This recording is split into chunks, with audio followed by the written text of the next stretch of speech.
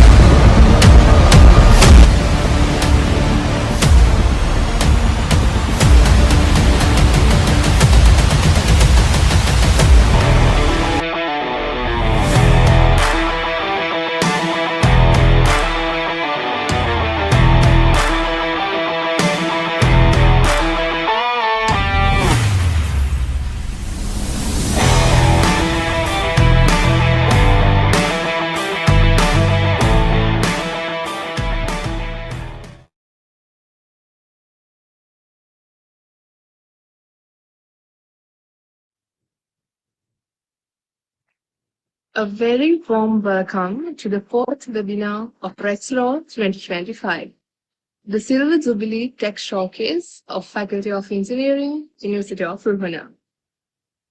Every great breakthrough begins with an idea, but ideas alone cannot change the world. It is through collaboration, shared vision, and collective effort that ideas truly become impact. That is the essence of today's theme, idea to impact, collaborative innovation for global challenges.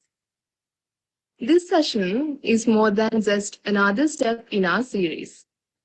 It is an invitation to think bigger, to connect across borders, and to discover how innovation thrives when we work together for a common purpose. I'm Setini Kirindegedra, a second-year undergraduate from the Faculty of Engineering, University of Ruhuna, and I'm delighted to have you with us. Let's begin this journey of collaboration and inspiration as we turn ideas into impact together. Every great journey of change begins with an idea, but it's visionaries who transform those ideas into impact that truly shape our world. Today, we are honored to welcome one such leader whose work has redefined innovation and collaboration in the digital era. Ms. Janet Torrell is a multi-awarded advocate, digital influencer, and a leadership coach. She is highly respected for her independent insights and has worked with government offices to train MSMEs and communities on digitalization. Beyond that, she has guided businesses in market research, leadership development, and digital transformation projects, empowering countless individuals and organizations to thrive in today's fast-changing world. Her story is not just about technology. It is about people, possibilities, and progress. She embodies the spirit of today's theme, idea to impact, collaborative innovation to global challenges, showing us how collaboration and creativity can solve real problems and drive meaningful change across borders. With that, it is my great privilege to warmly welcome our distinguished guest speaker, Ms. Janet Torre. Ma'am, we are delighted to have you with us today. And Thank you now, very much. we invite you to share your insights and deliver your keynote speech. Thank you very much, Ms. Satini, for the very kind introduction. And of course, to Professor Chitral for giving me this opportunity to present to you. I hope you are all doing well. I want to know, how are you feeling today? Maybe you can, or how are you feeling this evening? How's your day? So maybe if you're feeling great, if you can type a 10. Maybe if you're tired, you can type 1. Or if you're somewhere in between, you can type 5. So that for us to have an idea on how everyone is feeling today, or are you sleepy already? No? So depending on where you are. Anyway, thank you very much for this opportunity, for being a resource speaker here at Rextro 2025. My name is Jana Toral, and I'm very excited to talk about something close to my heart. No, how can we transform ideas into global impact through collaboration? This is a very interesting topic because for a lot of entrepreneurs, especially if you belong to an older generation, more often than not, we want to work alone, especially for women, because we don't just trust other people that easily. We're always worried that whether we can fulfill our expectations, or we don't know if the people that we're going to partner with are reliable or not.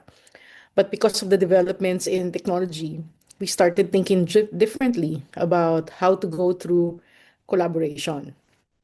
So I think it is just to maybe some quick introduction. I've been a book author. I've been in the e-commerce industry since 1995. So you can say that I'm already 30 years in this industry. I've authored books. My latest one is Smarter with AI. It is my fourth book, although it's my first time to publish it on Amazon. And I've also written storybooks to more or less venture into teaching children on digital citizenship, because I think that is sometimes to connect through other people, especially to the younger ones, no? Through stories can be an effective medium of doing it.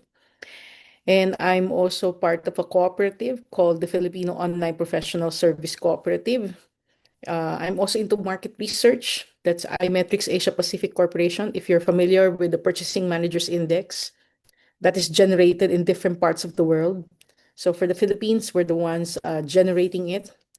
I'm not so sure if you're familiar with BNI, or Business Network International. I'm also a launch ambassador here in the Philippines and a project director for the Global from Asia Decentralized Project. So more or less, some of these tasks are some of the things that I do here, also venture in the realm of collaboration. Now, I think let us start with some big questions. No? How can collaboration across industries and countries turn bold ideas into real solutions? I think, of course, what happened during the COVID pandemic gave us some insights on how countries can collaborate and bring down whatever economic barriers that they may have, and so that they can go through possible opportunity, so that they can explore opportunities, so they can solve those problems. And what does it take to innovate with purpose and create lasting impact? No? I mean, can we create something that will allow us to leave a legacy behind?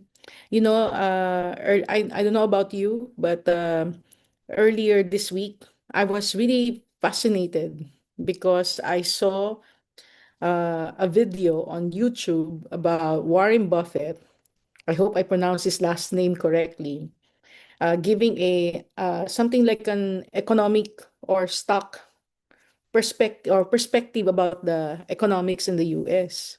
although a lot of people are listening from all over the world. And that talk was quite long. It was, I think, broken down to several videos. But there was one talk there about why life begins at 60. And he was saying, because normally we hear the term life begins at 40. And then when you turn 60, you're preparing for retirement. So you should be slowing down, among others. It's like it's the beginning of an end, usually, when you think about 60. But he has a totally different perspective about it. And he said that life begins at 60 because you have 3 decades of compounded wisdom that will allow you to start something fresh and go through whatever bucket list you have that you don't want to uh, be sad with if you will not be able to deal with. And of course, you take a man's word seriously, especially if he's already 94 years old and very sharp and has a lot of interesting insights. So when you think about innovation with purpose and creating lasting impact, now that we also have the capability to live longer lives if we take care of ourselves. And so that means that when we think about the impact that we will make, not only do we think about something that we will do that maybe perhaps the next generation can enjoy, but we can actually create something that even our generation will get to see and will get to enjoy. No? So, can collective innovation truly solve today's most pressing challenges? Well, more often than not, we do our best in solving the challenges. But of course, there are a lot of factors that come into play that that may prevent us from resolving them. But that does not mean that we have to give up. There are still opportunities for us to keep on working on them and see how can we do it better for every iteration opportunity that we may have. Now, when people talk about collaborative innovation, simply put, it's all about working together across boundaries, whether that's a sectoral boundary, an organizational boundary, or a geographic boundary. And the intention is to co-create impactful solutions. Before, when you want to venture into a project, you only think about what skills do I have, how much money do I have. Like if I will put it in a simple scenario, like if I'm planning for an event, I haven't done events for quite a while, but because of some developments, I find myself organizing events again. Before, when I used to organize my own events, what I would only think about would be how many social media posts should I make? How much money should I have? How much money should I spend on ads? And how many people should help me at the event? But today, if I have an event, the first thing that would come to mind is that who can I partner with so that I can share the opportunity with others. Is there an opportunity that I can also do revenue sharing with others so that they can help me reach my goals? Or is there an opportunity for me to um, reduce my cost by giving an opportunity to another person?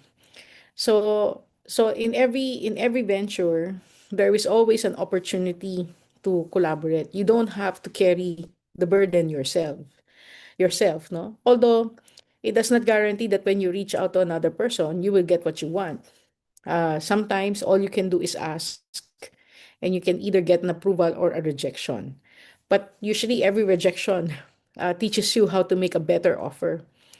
And you learn from every rejection as to what are the missing elements in your proposal that perhaps lead to that rejection. And hopefully, you learn to do it better so that people will give you a chance.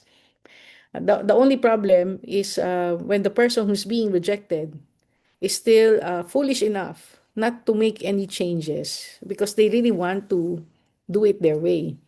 And that's where the problem will likely get bigger if they don't care to adjust or improve their situation so that they can get the collaborators to support them. One of the hats that I wear, as mentioned earlier, is I'm connected with the John Maxwell team and I'm an independent executive program leader there. And there's a favorite quote or a lesson that is often taught in the subject of leadership is that people buy into the leader, then the vision. So that means even if you have the best ideas, it's like it's a no-brainer. Your idea is fantastic. Your ideas are great. But if they don't buy into you as a leader, then whatever ideas you present, the vision that you present, it will be hard to pitch it.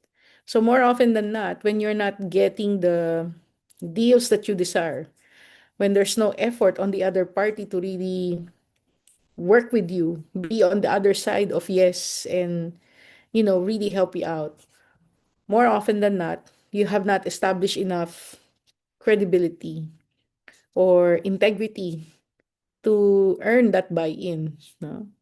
Although, of course, on the other side, we are also being taught to be on the other side of yes. So we give people the benefit of the doubt and look at them as a 10. Unless proven otherwise that they're not a 10, we should find ways as to how we can work together and give people a chance. No? So co-creation, sharing, and scaling, no? That's the primary ideas of collaborative innovation. And when ideas meet collaboration, then most likely impact can also happen, no? If all things come together. I remember also back in the year 1997, we were lobbying for the passage of the e-commerce law. Because without an e-commerce law, we cannot do any electronic transactions that will be admissible as evidence in court. Meaning, if I buy something from you and pay you online, if somewhere along the way something went wrong with that transaction, like maybe I sold you a fraudulent product or the payment was a fraud, if you sue me and use my electronic payment as evidence, that will be treated as secondary evidence rather than a prima facie or a primary evidence. Hence the reason why we lobbied for that law. And I think to earn the signature of the president to make it a priority legislation. By the way, our president then was in the Philippines was former President Joseph Ejercito Estrada, who only stayed in office in 2 years because he was toppled into power, people power. But we had two laws that were passed during his term: Y2K law and e-commerce law. So I have no harmful I have no harmful or ill feelings towards him because we were very effective during at that time in passing for legislation. But in order for that to be a priority, we even have to write to as many associations as we can, explain the bill, and get them to co-sign with us, appealing to the president to make it a priority legislation. So it's really going around. That's why today, for the past few months, I've been getting calls from students. I don't know why. And you know what they were asking me?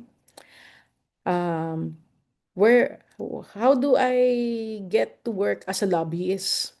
How do I become an on-the-job trainee so that I can become a lobbyist? And I told them, lobbying is not a job. Lobbying is a passion.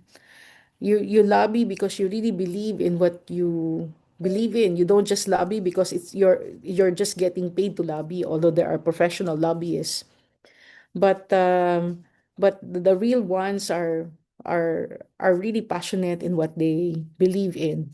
When we end up passing the legislation, um, people were asking us, did we spend money? So I said no. Actually, whenever we go to Congress or to the Senate, they're the ones feeding us, because usually when I go to Congress, I would be wearing a t-shirt. And, I would really explain the law, like an ordinary person. So you can imagine how young I was when I was doing that. And also talking to the association leaders, trying to get them to support uh, passing a law that would promote the growth of e-commerce in our country. So collaboration is really possible, especially if we know that if we really believe that we can't do it alone. And at the same time, we see that there's a collaborative interest. There's a common interest And that it has to be more than just the common interest. There's a bigger picture that there's a bigger problem that it will resolve. At that time, our message was we need to do this because we have to level the playing field for everyone, level the playing field for the small, the micro and small medium enterprises, so that even if you're a small player, you cannot afford a place in the mall, you'll be able to compete because online anyone can be a seller. And I remember recently I attended a cybersecurity forum, and we were talking about cybersecurity issues because I'm carrying a solution called Watchdog Cyber Defense. And there was a guy who said, I'm not on social media, etc., etc. And he was saying that with all the problems that we have right now, was it worth it? Was it worth it to be online? Doing all of these technologies. And then, I was really shocked with this question. So I think somebody gave an answer, but he was really pushing that we're supposed to be regretting everything that we did to lobby for policies like that. And I said, "Are you telling me that I should regret the idea that entrepreneurs should be empowered to do business online? I should regret the idea that we now have an equal footing, although that means also that you're giving the bad elements as well an equal footing because there's a space for everyone under the sun online, whatever, no matter how peculiar or naughty your interests are. There's a space for us out there, right? It depends on your interest. But I told them that we can't discriminate, right? You do what you can. You look for the good on a bigger perspective rather than just worry. It's like a Chinese perspective. When I was young, my uncle will tell me that there's a Chinese belief about problems and opportunities. In fact, whenever I talk to a Chinese person, and if that Chinese person will usually talk to me about negatives, I will tell him, and you remember the Chinese belief about problems and opportunity? Whenever there's a problem, there's an opportunity. Um, don't focus on the problem. You focus on the opportunity. Although that's when I realized that not all Chinese knows that saying. So maybe my uncle only invented that. But anyway, so those are why. So I think that's the reason why collaboration is very important. Now, why does this thing matter to us today? No? Because we have so many challenges right now. It's when we talk about climate change before, the whole subject about climate change is the hole on the ozone layer. But now, when we talk about climate change, it's the what they called it, cloud burst. Have you heard of that term? It's the cloud burst.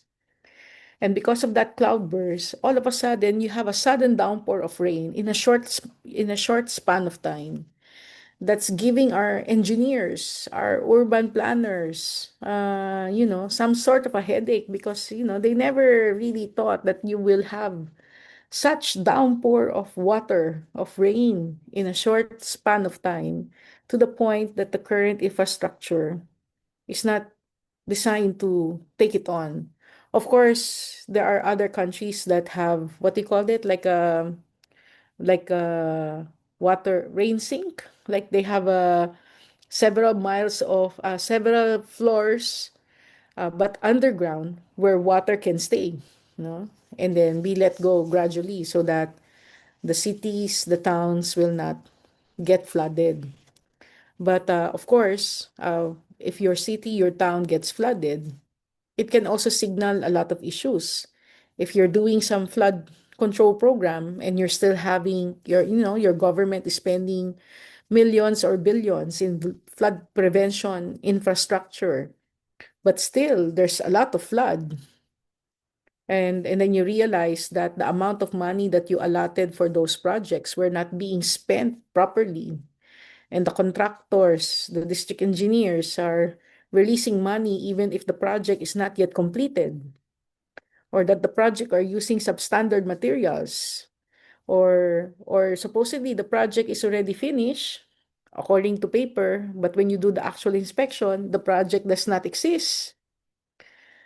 So it's also, so normally a lot of our climate change, a lot of our climate issues, especially in reference to flooding, can also be attributed to corruption, like those who allow the trees to be cut, those who give land reform, who give agricultural property to supposedly farmers, giving them hectares of land.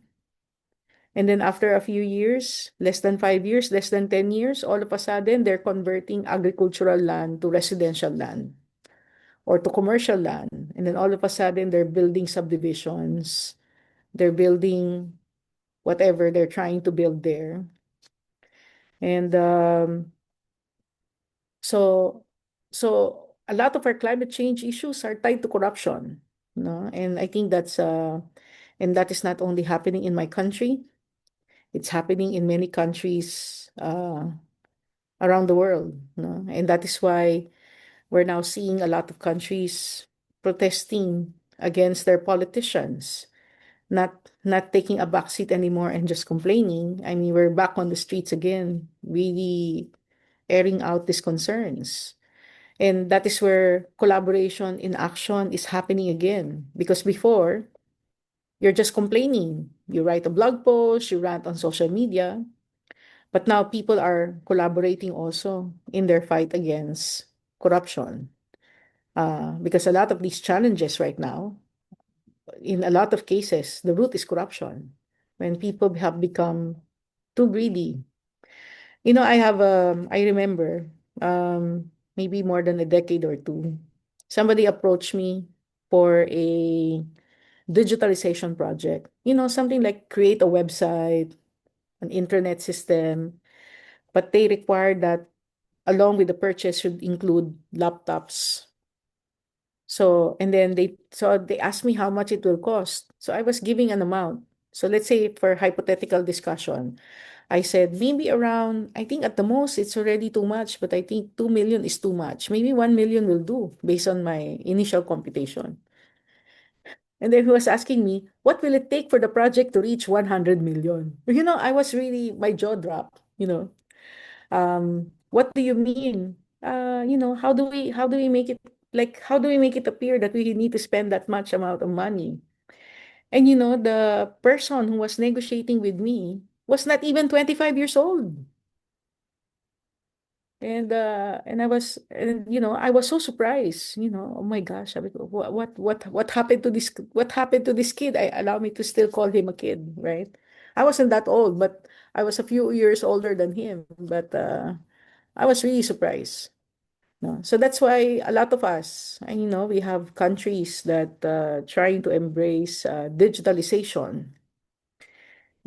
The mainframes, the use of COBOL, RPG, all of that were intended to computerize, to make transactions transparent, to adopt general accounting best practices. But more often than not,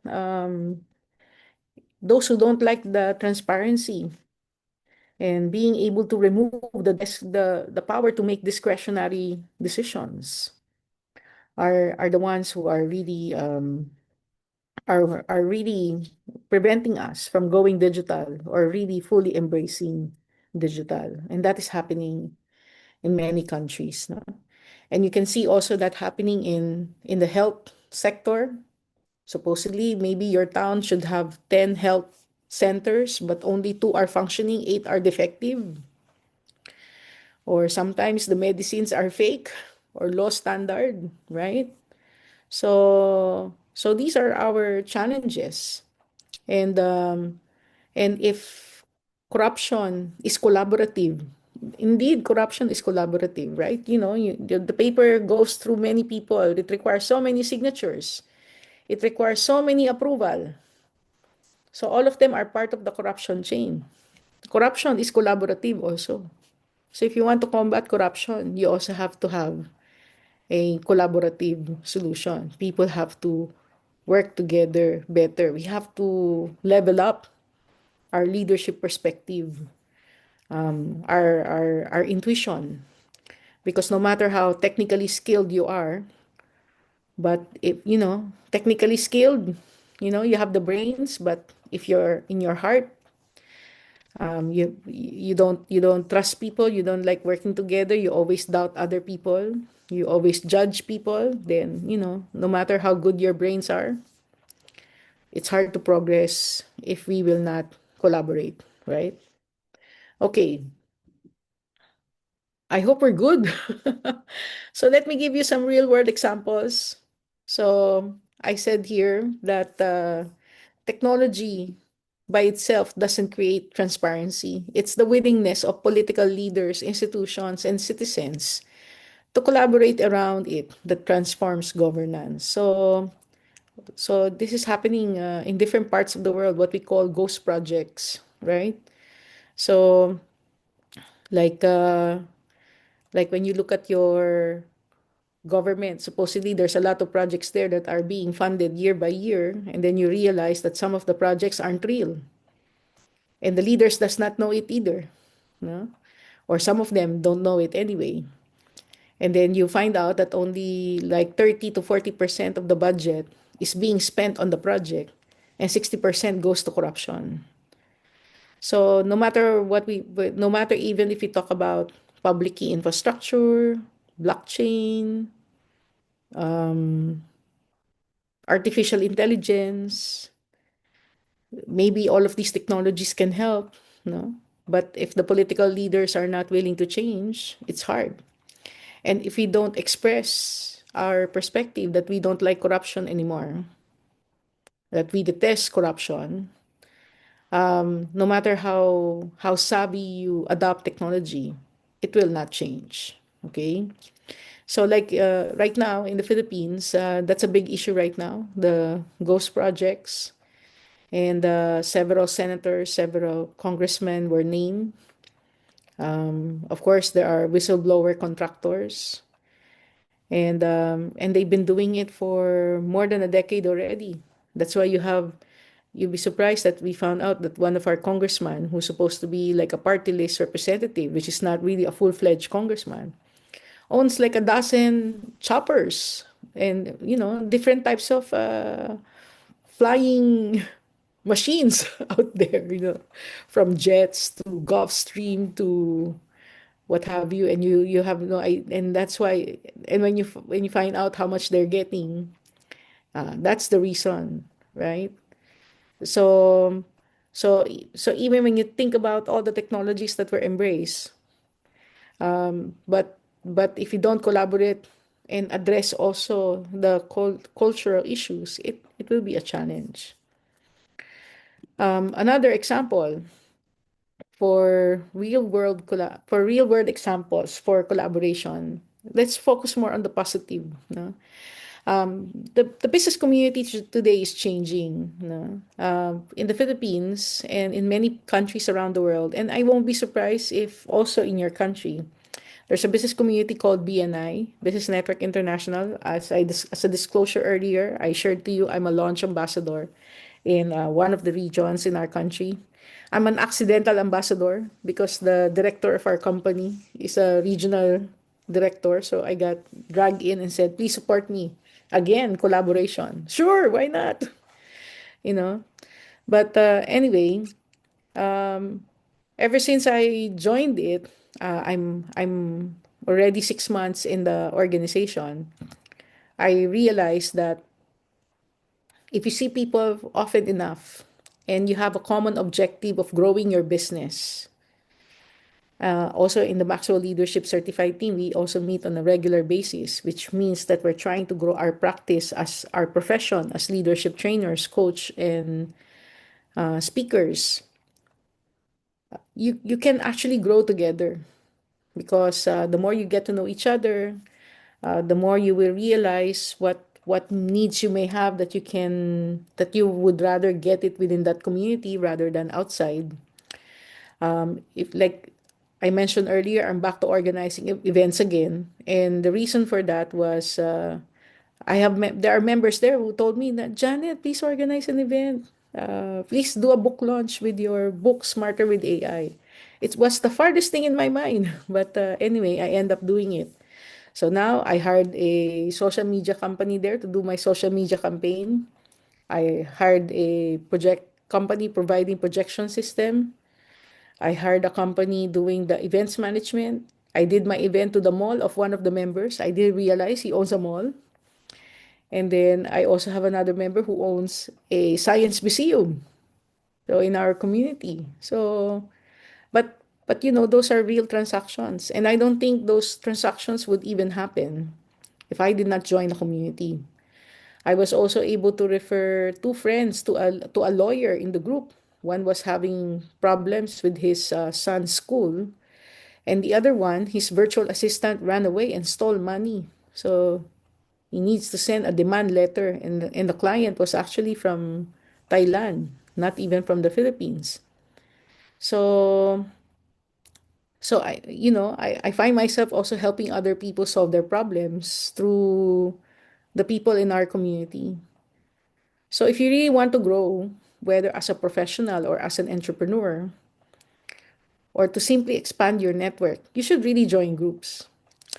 And on the other hand, on cross-border transactions, I'm actually a project director for the Global from Asia Decentralized Program. So prior to joining I was trying to form chapters on different parts of the world.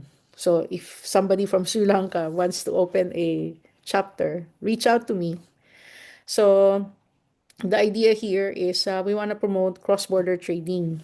So I'm looking for people who has specific skill sets where their community can grow and do cross-border trading. So one of the persons I met was actually a former student of mine. So that's him in the poster, Napoleon Beltran.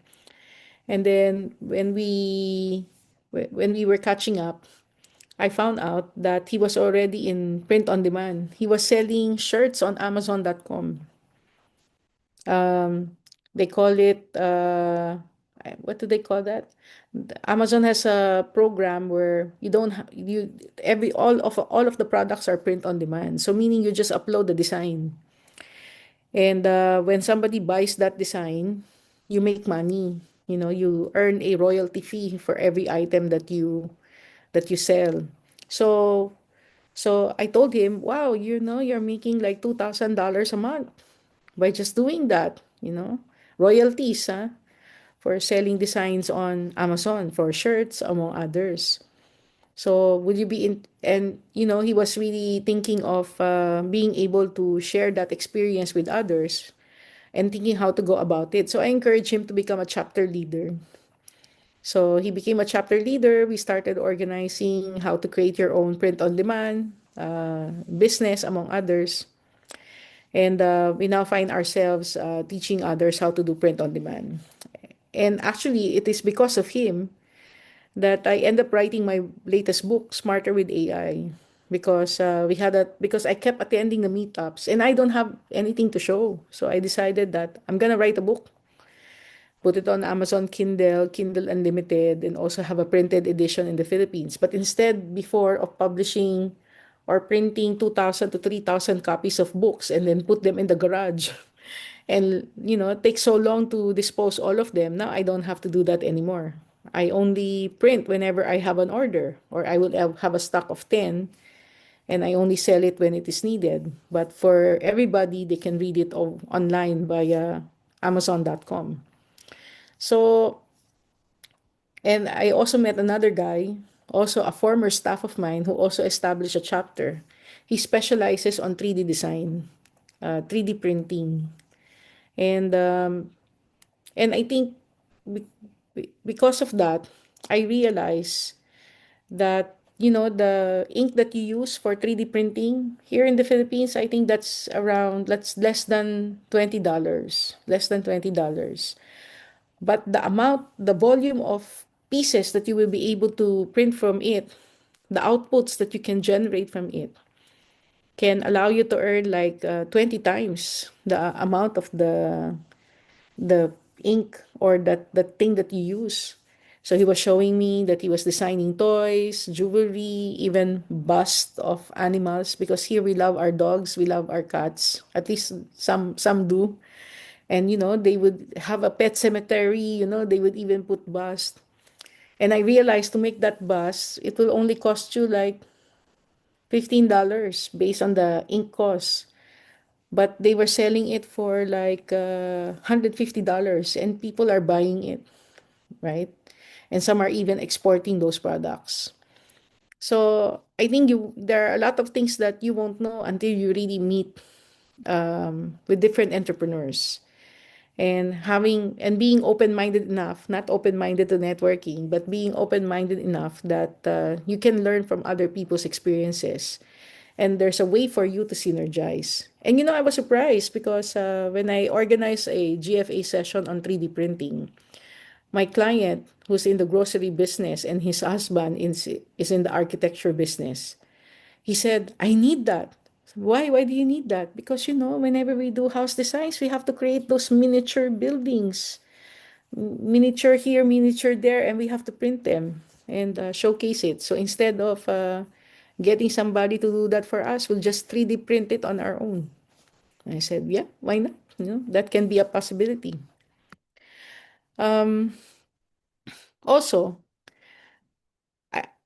pardon me, no, because I know that the examples that I'm sharing here are the ones where I have experience with, especially in the area of collaboration, where one way or another it has an impact globally. Like in the case of Global from Asia, that person now, Nap, will be going to Thailand next month because we're having a cross-border summit there. So he will be one of the resource persons.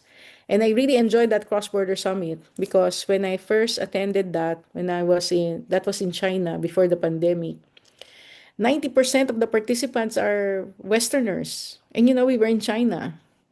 Only 10% are Asians. 90% are from Europe or the US. I was so surprised.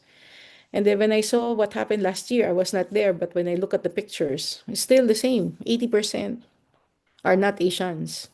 So I was telling Nap, we should be excited because we're going to go there next month for the cross-border summit. We're going to meet a lot of Western people. Maybe we can do projects with them and collaborate. I was telling him that. Anyway, so another example, I'm currently, as one of the hats that I'm wearing, I mentioned earlier, is I'm into market research. And I got the chance to get a project that will allow me to document the growth of the gig economy in our country. And I remember in our recent presentation, there was one resource person who was also presenting the growth of the gig economy of Sri Lanka, right? So when you talk about the gig economy, these are people who are self-employed, don't have employees, working for themselves, so they can be virtual assistants working online. Or it can be your food delivery guy, your taxi guy that you hire on the app, or maybe a carpenter that you hire through the app, or a helper that you hire through the app. So those are examples of the gig economy. But of course, in reality, 80%, 80 to 90% of gig economy workers are not digitalized, no? They are the part-time workers of the real world. Your part-time construction worker, your part-time cleaner, your part-time salon worker, um, even your part-time teachers. Those are examples of people working in the gig economy. And it is foreseen that with the changing trends in the job economy worldwide, more and more people will go to the gig economy. When a person lose or gets fired or resigns from their job, more often than not, they will become a gig worker first until they find a full-time job. And maybe some of them will just decide that they will become a gig worker, especially if they also have made a fundamental decision of spending time with their families more, especially if they have children, right? Like for me, I've been a gig worker for so long. I think I could say that I've been a gig worker for the past 30 years, since 1995. When I was doing all my lobbying for the e-commerce law, I was a writer. I get paid per article. At that time, the pay was quite generous, but now, when you look at the writer's fees, not much has changed, no? I remember having a gig then where I get paid $1 per word. Those were the days, right? But now you won't get that opportunity anymore, you know? But anyway, but the gig worker, I think that is something that countries, governments are now need to take seriously because most of them are not protected.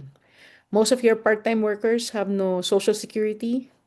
They have no health benefits. In fact, more often than not, they are not even properly classified in the country. So when the government decides to give some, what do you call that, dole outs for the people in the country, usually they give that to specific segments of society, like the employed, those belonging to the poor sectors. You know, they have a program to be able to properly identify them. But more often than not, the gig workers are not properly identified. So I think for those of you involved in sciences, in statistics, in policies, especially if in your profession as engineers, more often than not, you will also become part of the gig economy. You have to participate in the discussion on how the gig economy in your country must be properly recognized and must be properly protected because more and more of us will become workers in the gig economy, especially when you get old. You'll become gig workers too, right? So I think we really have to look at the gig economy seriously. And you know, the growth of the gig economy was also possible because of collaboration. When you look at the I don't know what you have in your country. We have in our country we have Grab. I don't know if you have Grab in Sri Lanka. Maybe you have something different. We have Food Panda that does food delivery. I don't know what you have there. But from a business model perspective, that is what we call a multi-sided business model. So why is it a multi-sided business model? You know, for a food delivery service to function, you need the restaurants first. If you have few restaurants, a lot of riders, a lot of buyers, they will not be happy. But if you have a lot of restaurants, you have few riders, few buyers, the restaurants will not be happy as well, right? Will not be happy. Now, of course, for that service to function, you also need the delivery, the courier people. So if you have a lot of courier, few restaurants, they will not have enough orders to fulfill, especially if there are not enough orders. So they have to be balanced. And then on the other hand, even if you have a lot of customers, you have a lot of restaurants, you have a lot of riders, but you don't have enough customers. Both of them will not be happy either. One of the things that I get to watch on YouTube are some documentaries about what's happening in different parts of the country. Like I saw some documentation about how in one country, if I'm not mistaken, China has so many riders, you know, or doing food delivery and the likes to the point that they are barely serving 10 orders in a day because there's just too many of them, right? So that's the problem with their gig economy. They're not able to control the numbers. And I think that's the reason why in countries like in our case, they're putting a cap, you know, like for example, if you are a food delivery service, you want to hire riders, they will only tell you, oh, you can only hire up, you can only get up to 30,000. It's not an extravaganza where you can get as many as you like. Why? Because the roads will not grow. You know, the roads will remain the same. So you cannot get too many and, you know, cause a lot of traffic in in your town or in your cities or in your major highways. At least there's some sensibility there, no? There's some sensibility from an urban planning perspective that at least our transport sector, at least on that area, they're making a proper decision. Not just to approve a huge number where you will have a deluge of people working in that sector, and all of a sudden they will not be earning enough because there will not be enough orders to make each one of them earn comfortably. So that's why you also need to put some caps there. But again, for these businesses to survive, there's a collaboration between the platform, the clients like the restaurants and the partners, the riders, and then the government also making a conscious decision. Hey, don't be too greedy. You can only start with this number. I cannot decide that you will increase because traffic is so bad already. If we and so many accidents. So how can we give license to more riders if there are too many motorcycles are getting caught in the accident? No, so there's that sense of um, there's rational, no, when making a decision. Okay. So anyway, another thing here, government, business chambers, and MSMEs work together to measure AI readiness and cyber resilience. One of the projects that I'm working on, so let's leave behind the gig economy study that I'm working on. I'm not yet done with that. Along with the Sri Lanka report, we have a deadline on November 11, final report by January, printing deadline by April. So it will be out on a gig economy report by June. No? I will inform my friend in Sri Lanka who invited me here that hey, our report is out. Maybe you might want to share it to your students. No? Maybe there will be another opportunity to include the Sri Lanka resource person to present that report to you because a big chunk of you, I'm very sure, are part of the gig economy or will become part of the gig economy or may have family members in the gig economy. But I think you should approach that person because we are now validating also our numbers. But anyway, so another report that I'm working on is for the export sector. And we're now talking about AI readiness and cyber resilience. So how ready are our exporters to embrace digitalization, artificial intelligence, and are they even cyber secure in the first place?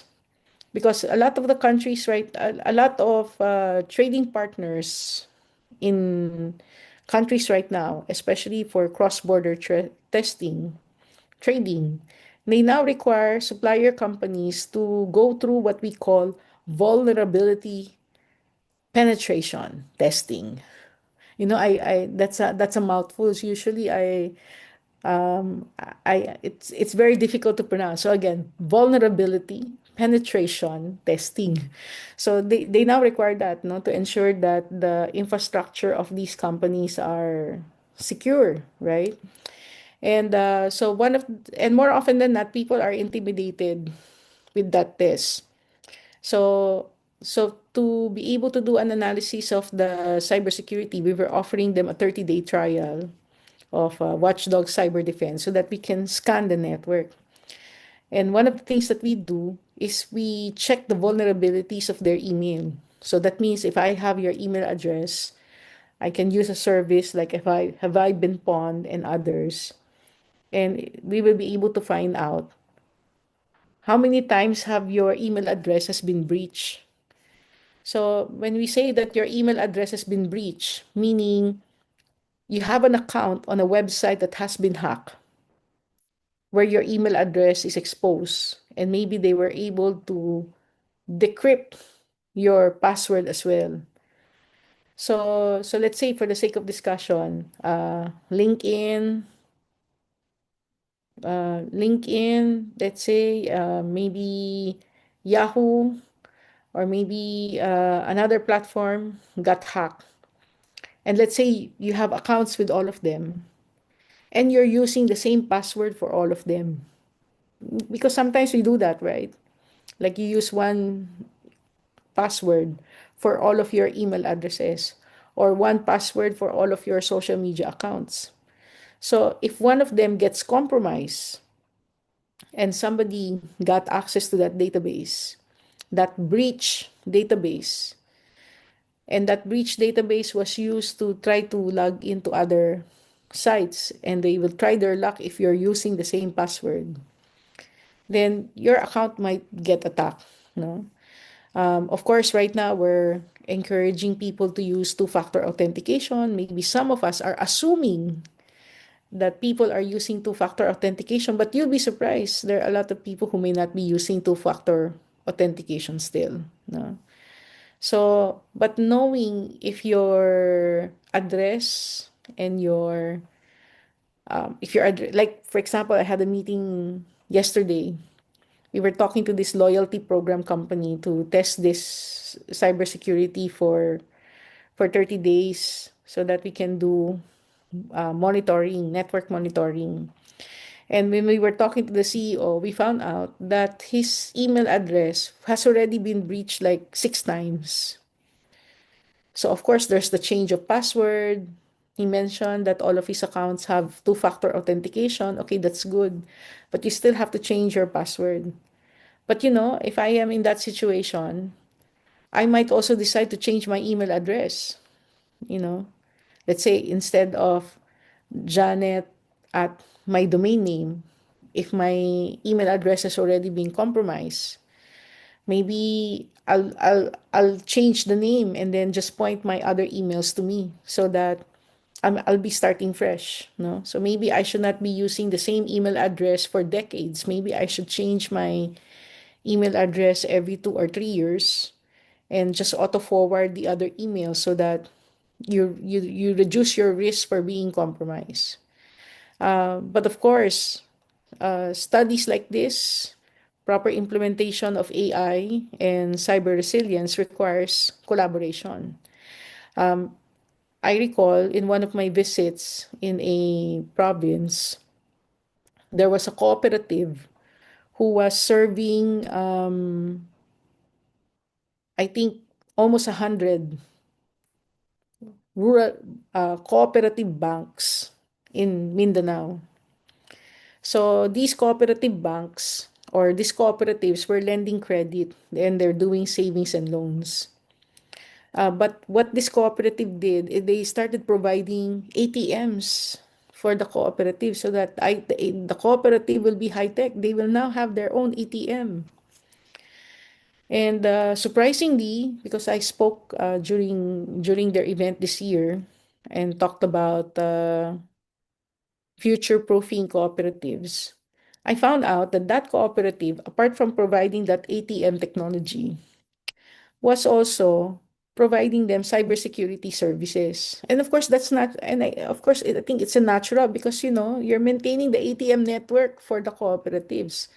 So they were also rendering cybersecurity service for all of them. So that's why when I was doing this study, this one, the one that I was telling you for the exporters. So that's the reason also why I'm doing the cyber resilience. Because a lot of companies, they cannot afford cybersecurity. They cannot afford to hire someone. They cannot afford to have an IT head to really, and even acquire the software to maintain their networks. At least it's not, maybe they can afford, but it's not a priority for them. So I'm trying to see, depending on the findings of the study, if I can also propose creating a cooperative where companies can connect to that cooperative and be protected cybersecurity wise and provide some sort of a computer emergency response team, but put it in a cooperative model. So why do I like the cooperative model? Because you become a member and when you pay for the services of the cooperative, it's not exactly an expense because when you become a member of a cooperative, you are investing in that cooperative. So every time you patronize the services of the cooperative and you pay for them, the cooperative also generates revenue.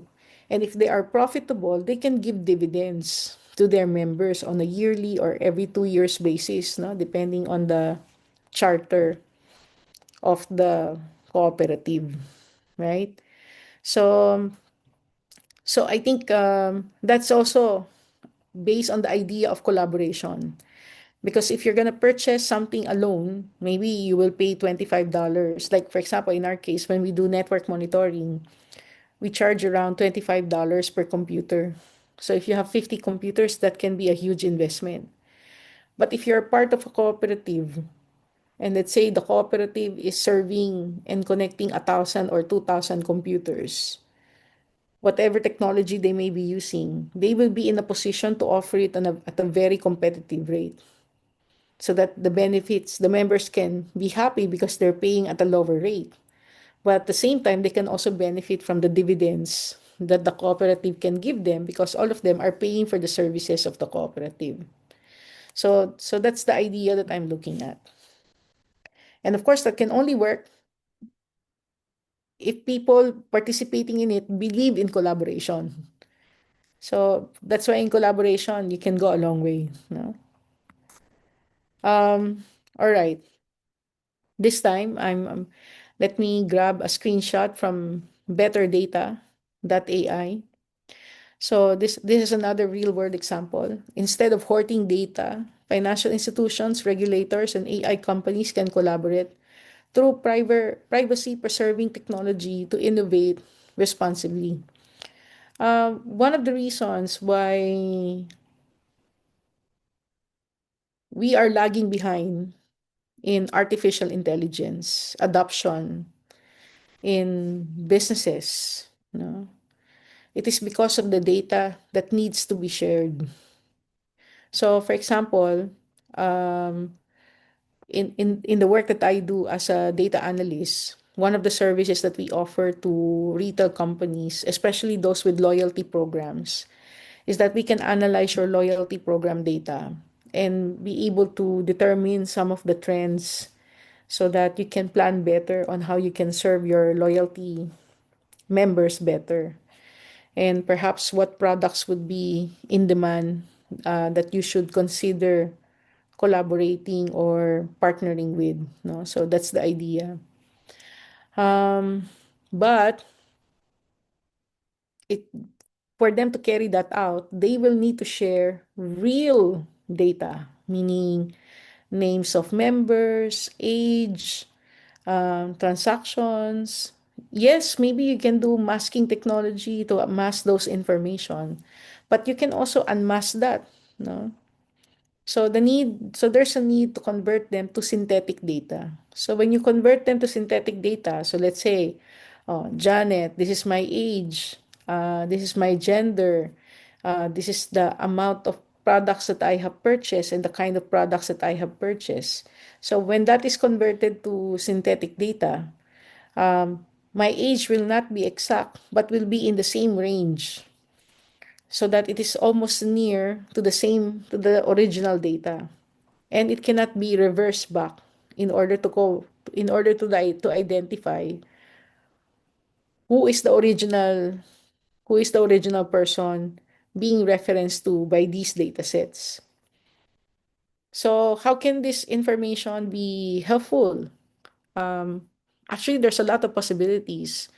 I was telling the president of the supermarket association that if you can give me your sales data and uh, and we agree that you monetize your data, we can convert that real data to synthetic data and then sell that as a data set and or sell it for subscription. So that if I am a company, let's say I am a supplier of olive oil, and then I'm interested to know what are the popular brands of olive oil or what are the other alternatives that are being purchased by consumers, and maybe what other products they may be purchasing that can be complementary to my product.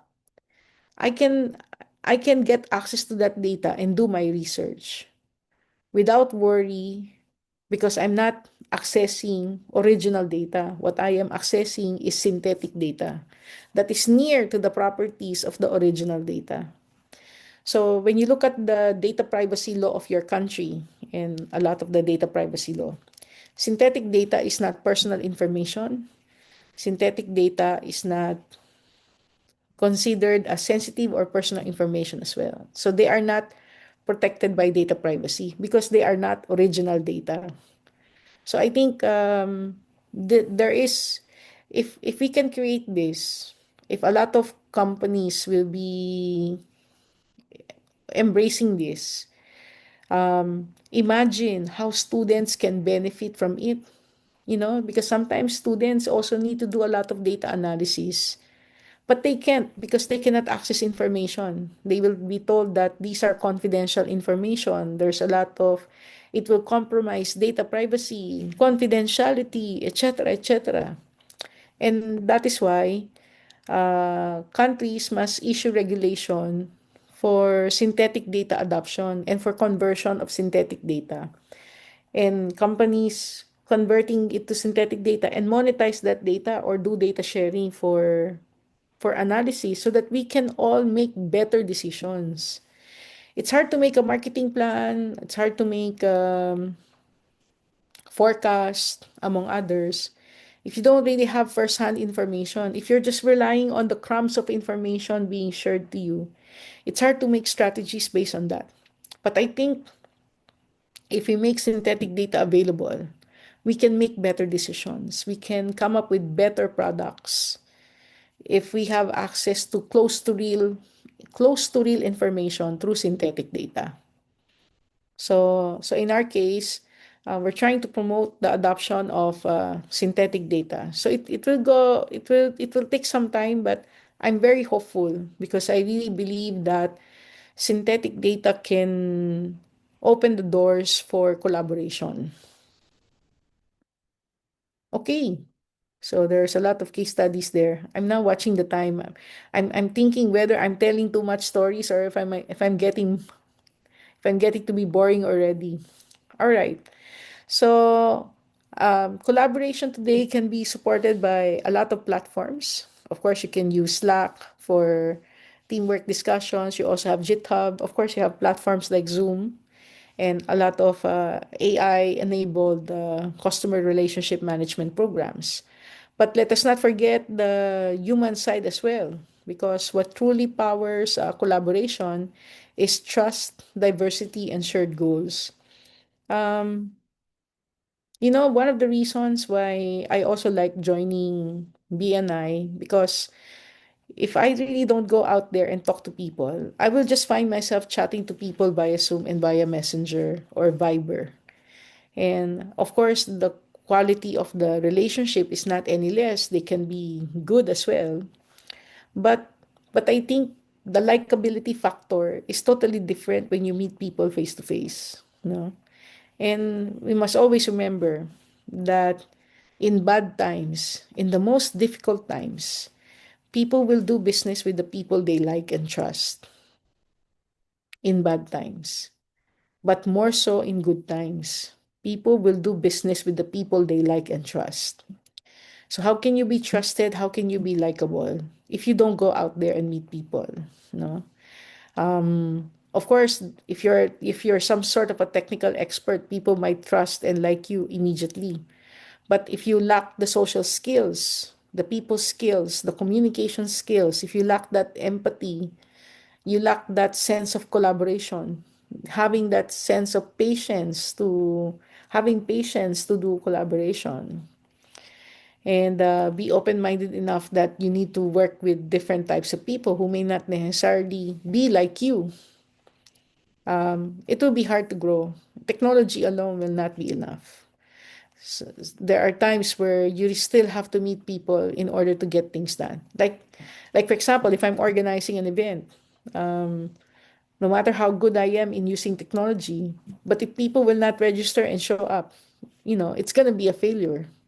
So, so for a lot of the things that we do in technology, last touch will always be by humans. And in fact, the most important touch will be from human.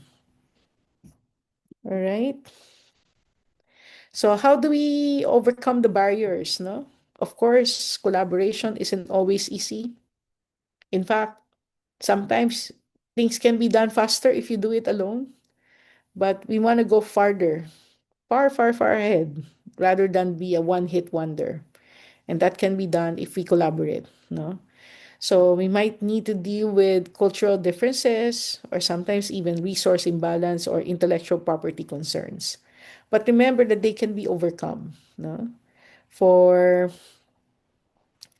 cultural and time zone gaps, we can foster cultural teams. You can also, if you have a partnership where you need to share technology and other proprietary information, then maybe you need to have clear agreements in order to overcome intellectual property concerns.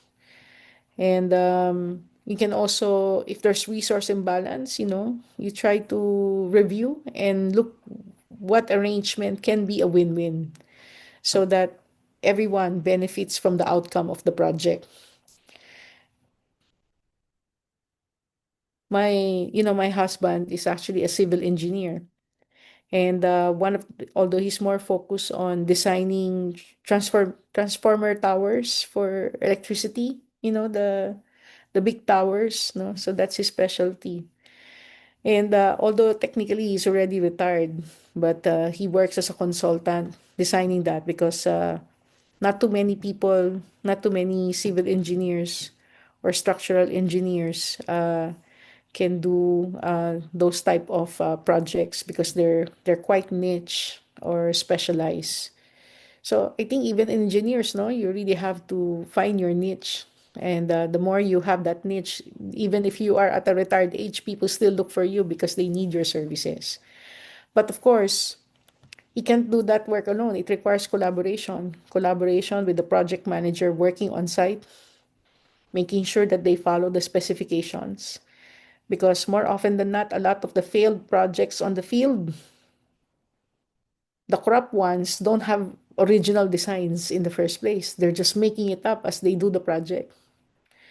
But for the legit ones, and if you find yourself that your plan will not be executed according to its original specs because they're trying to cut down on cost, you really have to when your project managers talk to you, you of course you really have to check the work that was done, right?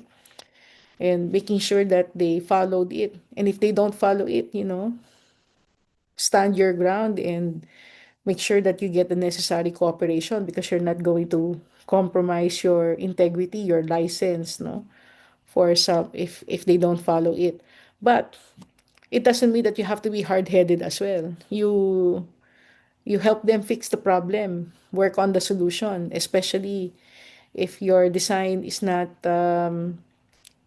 like there are consideration like maybe the parts that are necessary to build that design are not available, especially if you're importing parts from China or from other countries. All of a sudden the stock is not available and this is what is only available. Otherwise you will wait for a month to get that stock and the project cannot just lie out there in the open and it's rainy season. So that's where also engineers, you look for a win-win, right? And you try to address the situation as necessary in order to overcome such a hurdle. Okay, so what's the future of collaboration? I believe the future of collaboration will look very different.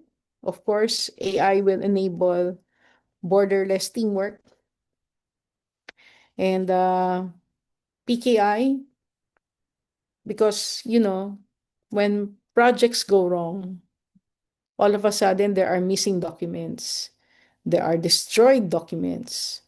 So PKI and blockchain are very important. Digital signatures, securing those documents, creating an audit trail, putting it in the blockchain so that you have a lot of eyes looking at the project. People will not be complacent because they think no one is watching, no one is double checking, especially in government where citizens want more transparency, right?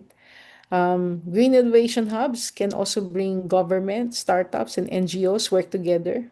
But again, all the problems that we're having right now that are climate related, like the cloud bursts and how our infrastructure is coping up with the cloud bursts, that's where it opens a Pandora's box as well. If our projects are really being implemented properly, or has it become a victim of corruption, right? And there's also the public-private partnership, no, that will address issues that no sector can solve alone, no. So the future is borderless, digital, and collaborative. And collaboration starts with you, no? I hope that after you leave this webinar, when you go back to your work or you go back in school, look at what you're working right now. What collaboration can change the way you work, all right? And look at potential partners. If there are innovation challenges, you can. I also encourage you to join them, participate in discussions, join communities, join groups. My son actually, he does not know how to speak Mandarin, no? But because of his interest in the subject, he joined the community. Every Sunday they meet up, no? They try to learn the Mandarin language. But because of that also, he got interested with our family tree. And because I created a family tree before on Jenny.com, he suddenly find himself maintaining the family tree and suddenly going to other countries or other places just to meet ancestors or people related. But I think that would not have been possible if he did not open his mind in talking to people and meet up and start with common interests and start participating in various challenges. I remember I used to join hackathons and I would tag him along to join hackathons, no? And of course, for hackathons to work, you have to sit down and talk about how to solve a problem. And and even though those exercises will not actually lead to real projects because sometimes they are just ideas, but the insights that you will gain, the people that you will meet, the opportunities that it will create for you, sky is the limit. No, it's really up to your imagination. So I think the more open you will be in collaborating, in meeting with people, the possibilities are limitless. And those who go out of their way to build relationship and those who will go out of their way to be open to innovation and collaboration are the ones that will really succeed in life, no? So I'd like to turn this back to you. Think of a collaboration. It may change the way you work or studied. And it does not have to start with something big. It begins with one idea, one partner, one shared goal. And from there, the bridge from idea to impact is built. And I wish you well for this session. Thank you so much for the opportunity.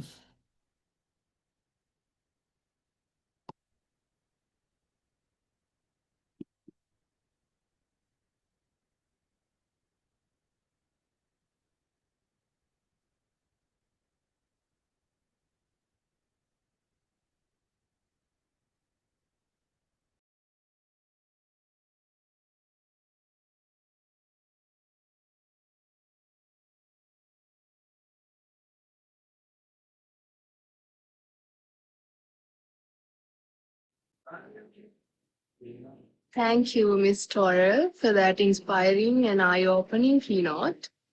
You didn't just speak about innovation. You showed us how collaboration can truly transform ideas into solutions with global impact. Your journey reminds us that innovation is not only about technology, but also about people working together, learning from one another, and building bridges that lead to meaningful changes. Now, we would love to carry this conversation forward. This is your opportunity to engage directly with Ms. Janet Torre. Please share your questions through the Zoom Q&A panel, and we'll moderate the discussion.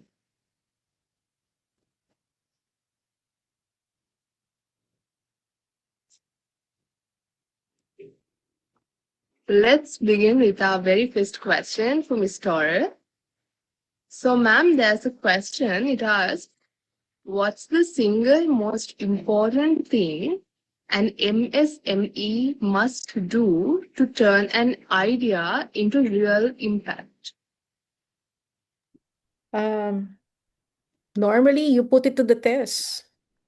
Any idea that you have in mind, instead of saying no, put put a small experimental test to see if it's gonna work. No, For example, if somebody asks you, "Oh, I would like us to collaborate on a new product or a new project," then see what you can do where you will be able to test it on a small scale, and if it's gonna work, then you can decide whether you're gonna step up further and make it a big project, so that you don't necessarily turn an idea down, but you try to make small experiments so that you can see whether that will serve as a signal for you to make a bigger experiment.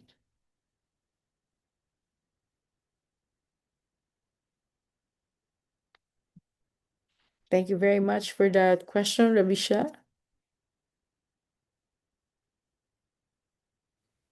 Thank you so much, madam.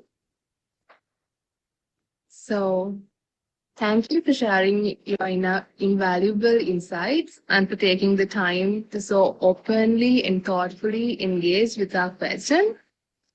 Your wisdom, experience, and inspiring perspective on collaborative innovation have truly enriched today's session. We are deeply grateful for your presence here today and for the way you've not only educated us, but also encouraged us to see how ideas, when nurtured through collaboration, can create real impact on a global scale. Sessions like this remind us of the power of innovation to drive positive change, and your contribution has been a shining example of that.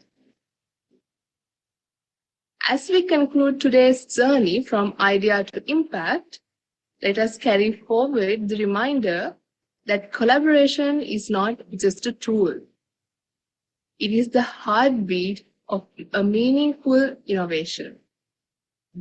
Together, we've seen how ideas, when shared and nurtured, can grow into solutions that touch lives across the globe. To every participant here today, thank you for lending your curiosity, your attention, and your spirit of learning. You helped transform the session into a space of inspiration and possibility. Our next webinar, Sustainable Ship Design and Marine Renewable Energy, featuring Chief Engineer Varuna, will set sail on 8th of October 2025. Mark your calendars because it promises to be another exciting step in our Explore 2025 journey. Until then, stay curious, stay collaborative, and keep turning your ideas into impact.